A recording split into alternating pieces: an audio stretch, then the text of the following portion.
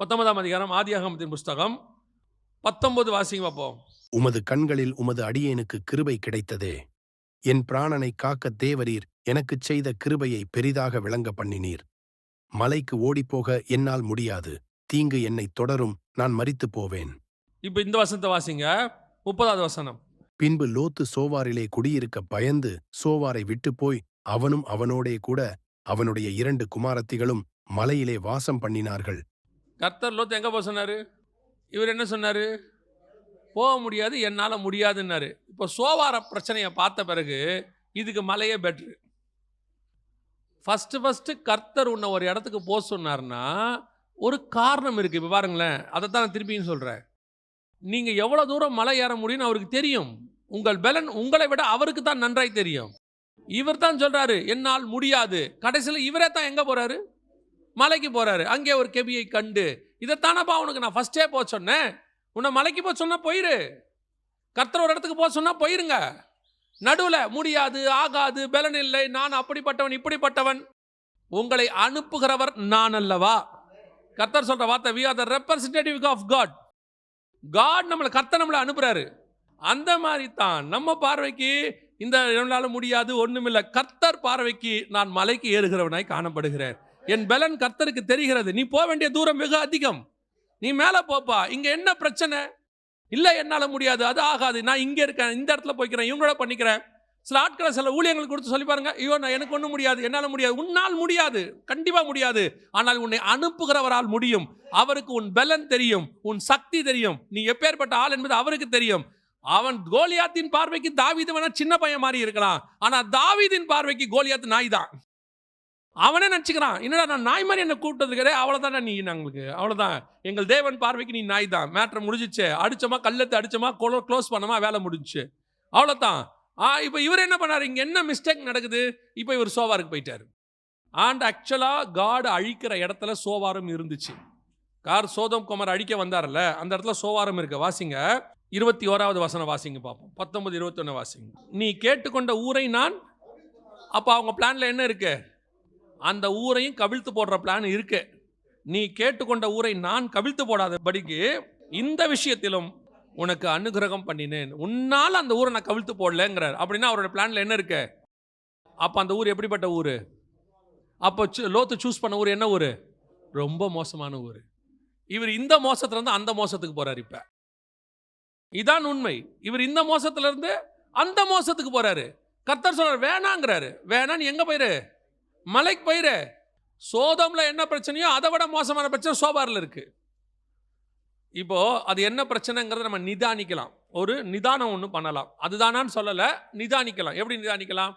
சோதோம்ல இருக்கும்போது இந்த 2 பெண் பிள்ளைகளும் உண்மை உள்ளவர்களாக இருந்தார்கள். கரெக்ட் தானே? உண்மை உள்ளவர்களாக இருந்தார்கள். மருமக்கள் மாற தேடினாங்க. கல்யாண வயசு வரைக்கும் அந்த 2 பிள்ளைகள் எப்படி இருக்குது? உண்மையாக இருந்திருக்குது. ஆனால் சோவாருக்கு போயிட்டு மலைக்கு போகும்போது தான் செய்கிறது தப்பு என்பதே அந்த பிள்ளைகளுக்கு தெரியவில்லை. அப்போ இந்த காரியம் எங்கிருந்து அவங்க கற்றுருப்பாங்க?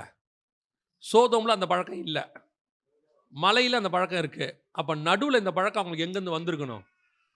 சோவார்லேருந்து தான் வந்திருக்கணும். இங்கே இருந்தது ஹோமோசெக்சுவாலிட்டி, அங்கே இருந்தது ஒழுங்கின்மையான வாழ்க்கை. தகப்பனுக்கும் மகளுக்கும், தாய்க்கும் மகனுக்கும் டிஃபரன்ஸ் இல்லாது இப்படி ஒரு காரியம் இருக்கான்னு கேட்டிங்கன்னா, கொரிந்தியருக்கு எழுதும்போது பவுல் எழுதும்போது என்ன வார்த்தை சொல்றாரு? கொரிந்தியரே, புறஜாதியாருக்குள்ளும் காணப்படாத அருவருப்புகள் உங்களுக்குள் காணப்படுகிறதே, அவனவன் தன் தகப்பனுடைய மஞ்சத்திலேயே தப்பு பண்றீங்களேங்கிறார்.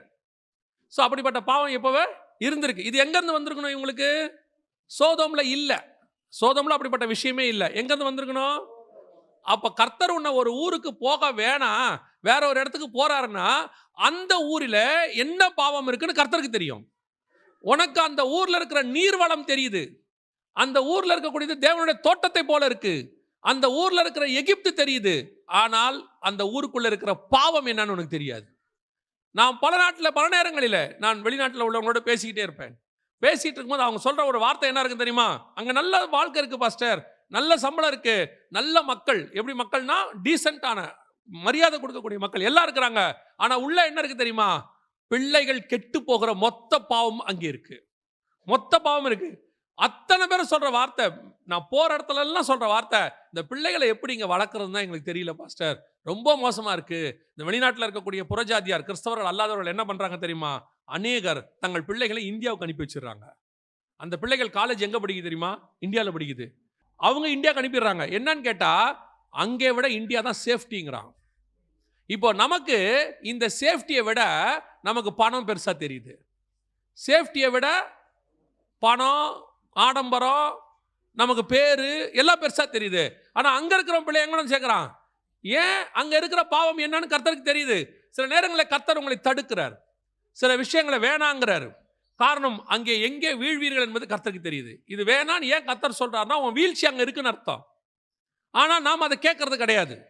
நம்மை பொறுத்த வரைக்கும் என்ன? பணம். கடைசி காலத்தில் மனுஷர் பணப்பிரியராக இருப்பார்கள்.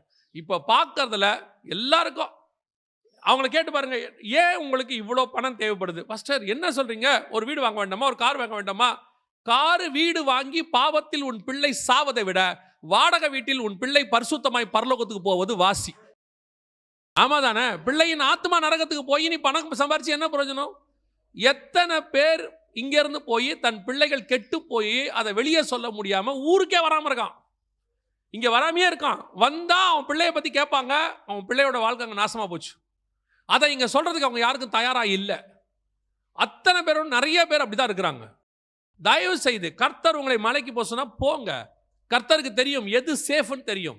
நீ ஒரு சின்ன டைவர்ஷன் சோவாருக்கு போய் மேல வந்தாங்க.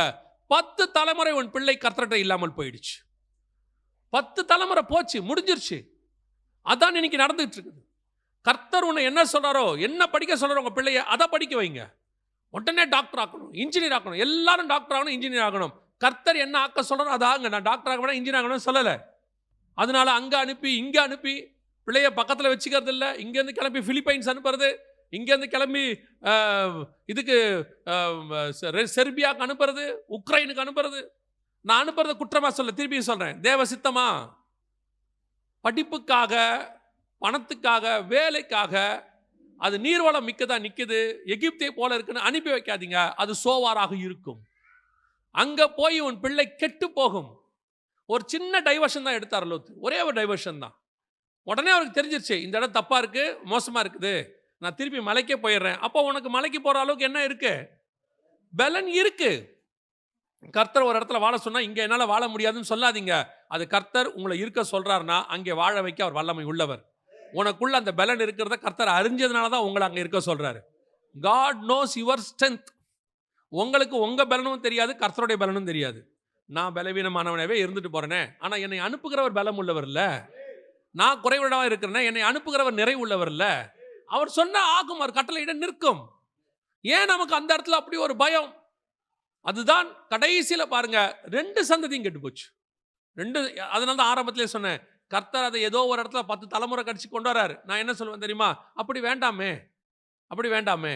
நம்ம பிள்ளைகள் கெட்டு போகாமலே கர்த்தருக்குள்ள வருது ஆசீர்வாதம் தானே.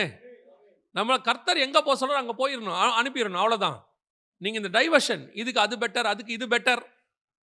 நான் எப்பவுமே சொல்வேன் பிள்ளைங்கிட்ட, எல்லாரும் சில பிள்ளைகள் வந்து கேட்பாங்க, நாங்க அடுத்து என்ன படிக்கலாம் அங்கிள் அப்படிம்பாங்க. ஜோம் பண்ணு. பெற்றோர்கிட்டையும் சொல்வேன், அவங்கள போட்டு ஃபோர்ஸ் பண்ணாதீங்க. நீங்க நன்மையா செய்யறதை நினைச்சுக்கிட்டு தப்பு பண்றீங்க. உங்களுடைய எண்ணம் என்ன தெரியுமா? என் பிள்ளைகள் நல்லா தானே இருக்கிறாங்க, நல்லா இருக்கணும் தானே நாங்கள் சொல்றோம்.